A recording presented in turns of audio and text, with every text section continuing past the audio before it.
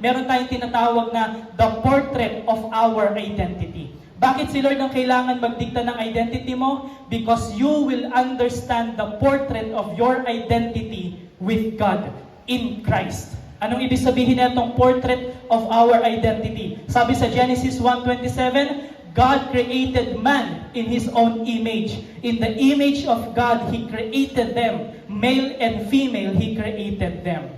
Anong kwento? Bakit si Lord ang kailangan magdikta ng ating identity? Because that is the portrait of our identity. Yun yung original design ng Diyos sa atin. You are created in the image of God. Sa theology, ang tawag natin dito, Imago Dei. Lahat po tayo created in the image of God. Nung hindi ka pa Christian, nung hindi mo pa tinatanggap si Jesus as your Lord and Savior, you are already created in the image of God. Nung paglabas mo pa lang dito sa mundong to, umiiyak ka, you are already created in the image of God. Bakit si Lord ang kailangan magdikta ng ating identity? Kasi doon natin maiintindihan yung kwento natin. I am created in the image of God. Ngayon, Brother Doms, ano ibig sabihin ng I am created in the image of God? Gagawin ko pong simple ito sa inyong lahat.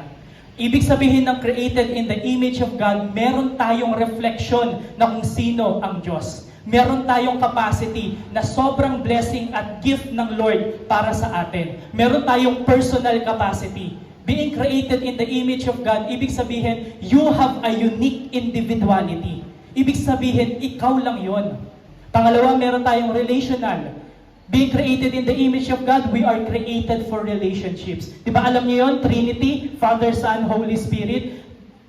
Our God Himself is in a triune relationship, Father, Son, and Holy Spirit. At nung kinreate tayo ng Diyos, we are created for relationships.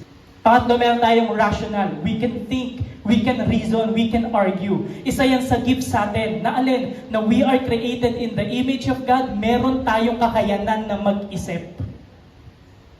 Tayo lang po ang may gift ng ganon. Pangapat, meron tayong emotional.